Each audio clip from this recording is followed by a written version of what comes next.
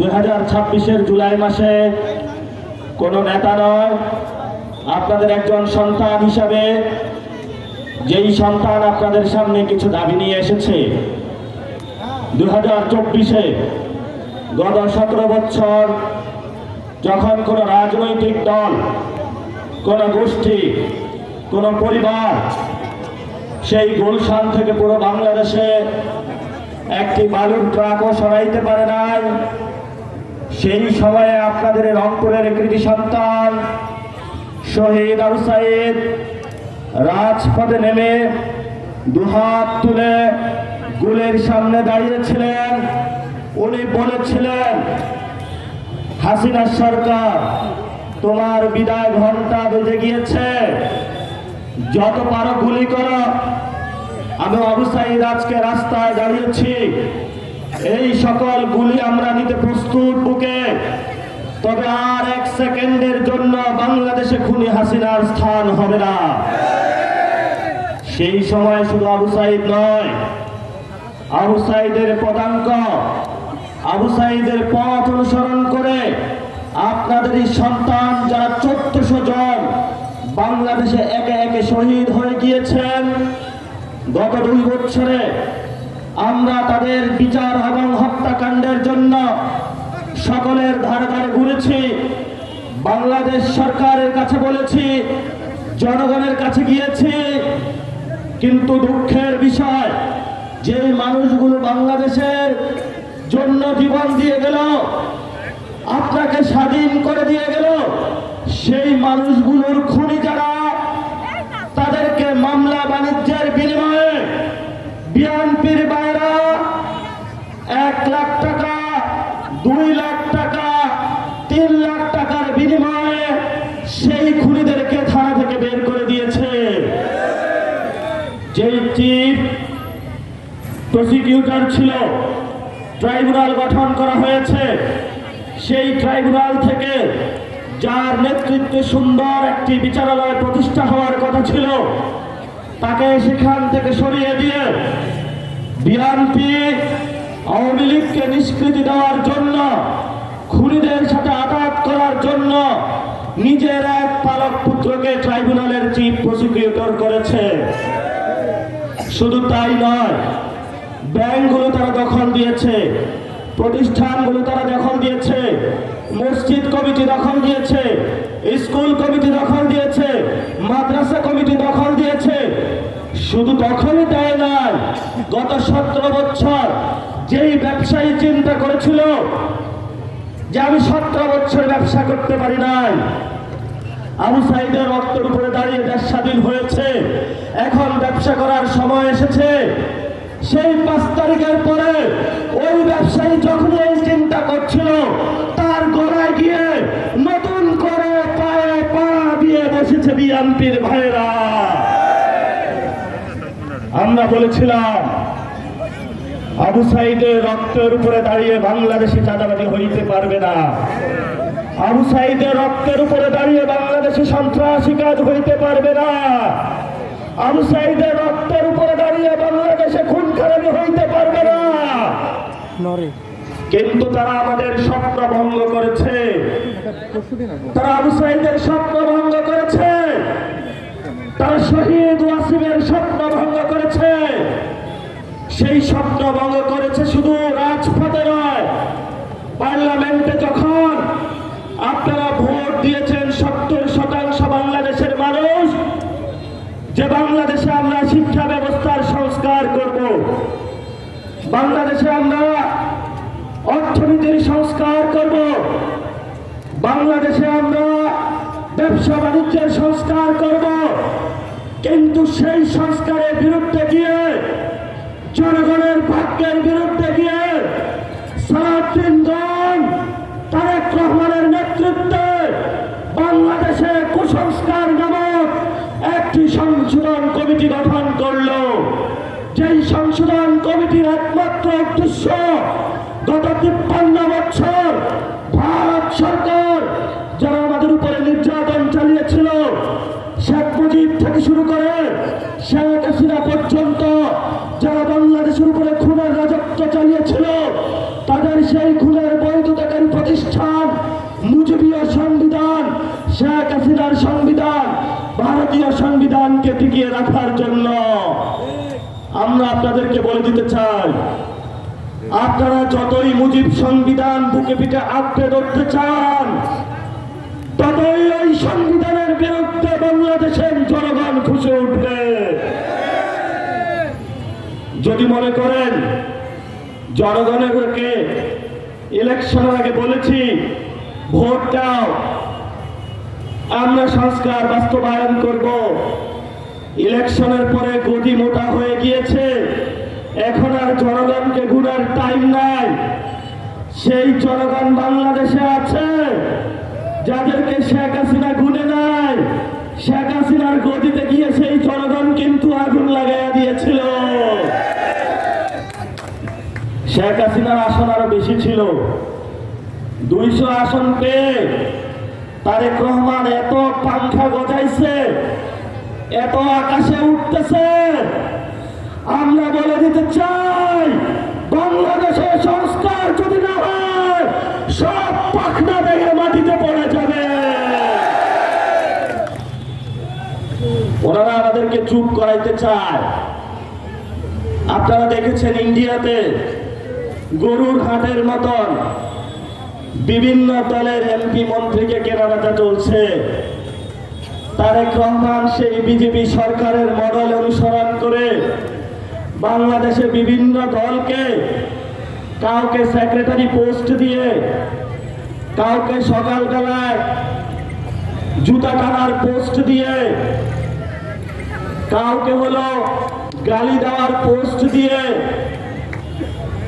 কাউকে হলো প্রতিমন্ত্রী বানিয়ে বিভিন্ন দলকে কেনাবেচা শুরু করছে।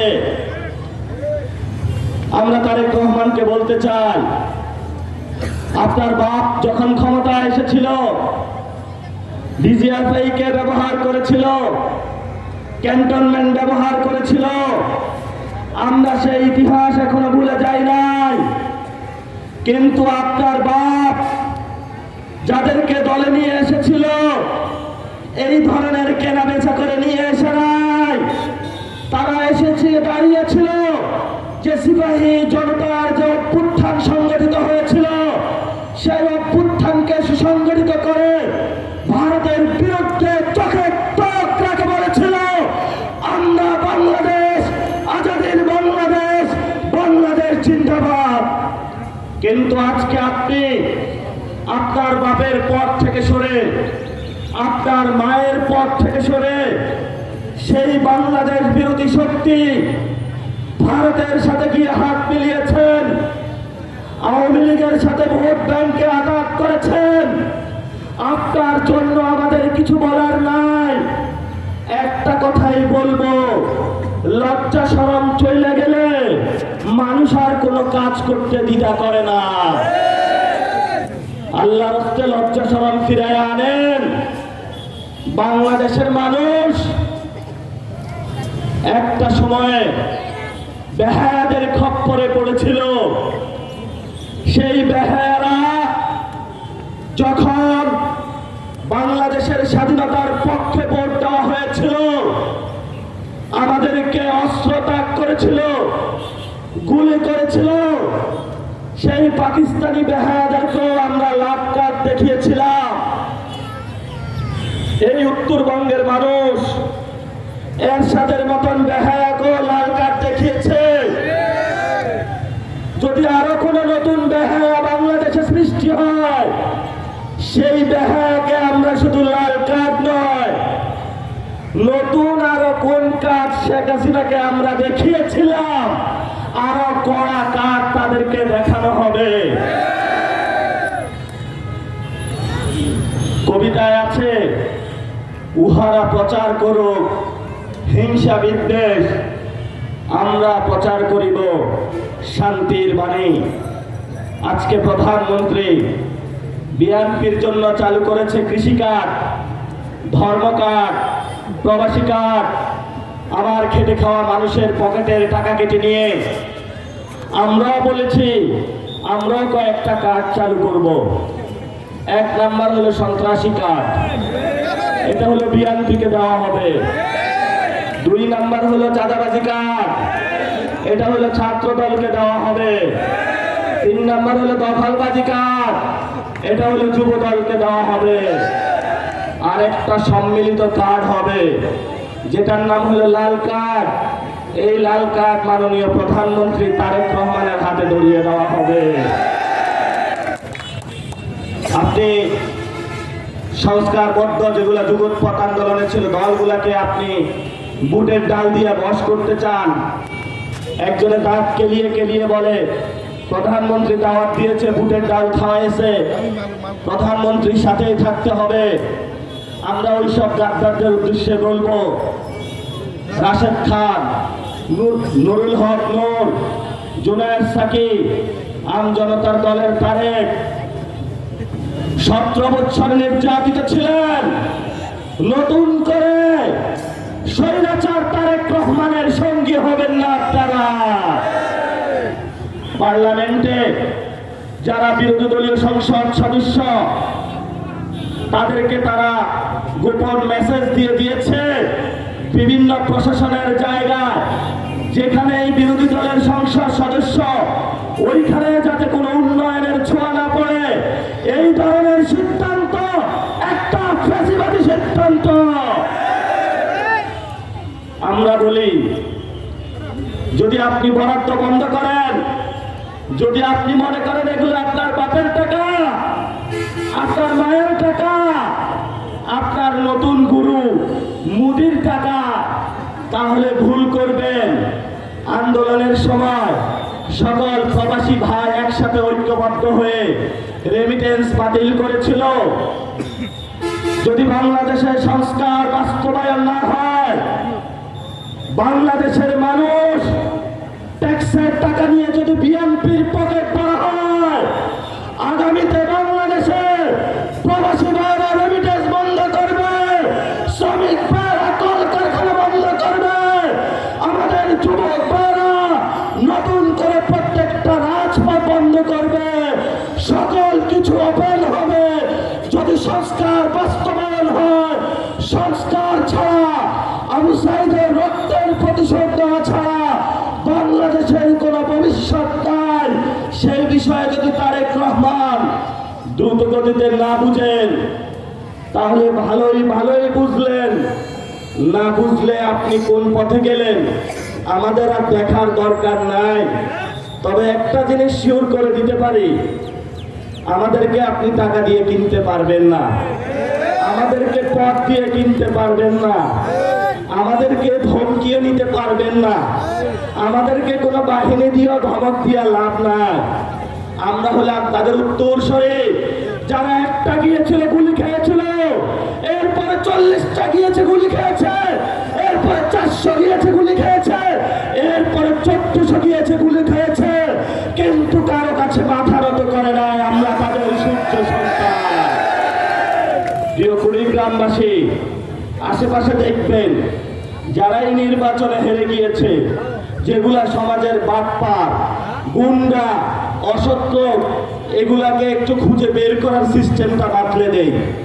এদেরকে জেলা প্রশাসকের প্রশাসক হিসাবে পাইবেন, এদেরকে পৌরসভার প্রশাসক হিসাবে পাইবেন, এদেরকে পাইবেন বিভিন্ন জায়গায় হলো মেয়র হিসাবে, এদেরকে পাইবেন ইউনিয়ন চেয়ারম্যান হিসাবে। নতুন করে প্রশাসক বসানো হয়েছে।